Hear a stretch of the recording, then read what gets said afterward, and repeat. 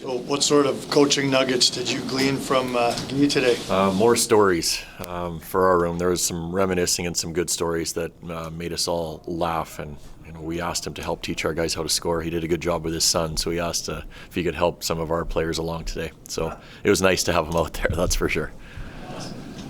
Was it you that reached out initially to ask if he'd be interested in coming out today? I called him a while ago, but with the whole tribute that's being set up tomorrow night, it was kind of an everybody idea. But I did reach out a while ago. And so if we kind of go back to that, like what was that call like, and what made you want him on the ice with you today? Hockey is kind of family, and he and his family were a big part of this community here. And I think probably the most enjoyable times he's had were around his family and around the rink. So it gave us an opportunity to bring him in today and let him be around the players, and I know around a game that he loves. He really relished with the stick work. He really seemed to have the stick up high, hooking a lot. Well, he told a few of them he was going to slash or cross-check them if they came and took the puck from him. So I think he did that a few times. It's good to see. If the offense doesn't pop tomorrow, is he the kind of guy who's going to give them hell after? I hope so. Yeah. I hope so. Yeah. Michael was saying that the staff showed the players the video for the tribute tomorrow night. Can you explain why you did so?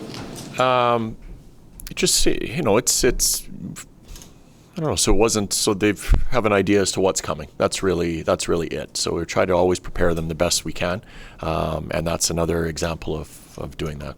Was there one thing in the video that stands out in your mind and says that is the Johnny Gaudreau I know? The whole video. Our staff our crew does an amazing job with things like this. So it's very well done. Ryan, Johnny was a part of so many big moments for 8 years with this team. Are there one or two that really stand out to you? I think there's more than one or two. I mean, the goal is one thing that I will always remember because I was a part of that against Dallas. That was quite the series that we had, and it was almost fitting that he was the one that finished it. There's a lot of different things. I mean, what you see of him and the videos and the pictures, the smile on the face all the time. He was just a young man that loved everything about the game. So those would probably be two things that I would say stood out to me.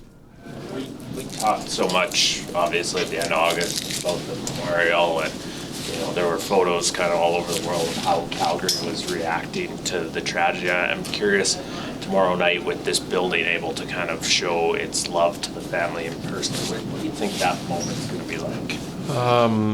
For the family or for the city? Just for maybe everyone who's in this building. I think it's an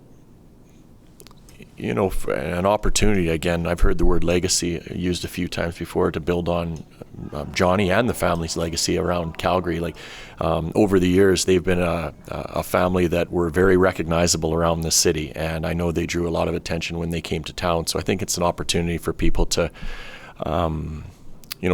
continue to show their support, I should say, and help build the legacy that Johnny is leaving here. Does kind of going through something tragic like that, like does that change how you live your life, or like does that kind of change anything of that nature? I think anytime there's something that happens like that, you always reevaluate, especially if you're a parent. Of course, I mean, you always try to live your life to the fullest, no matter what the situation is, because we all know that you just never know. But I mean, it forces you to think, of course.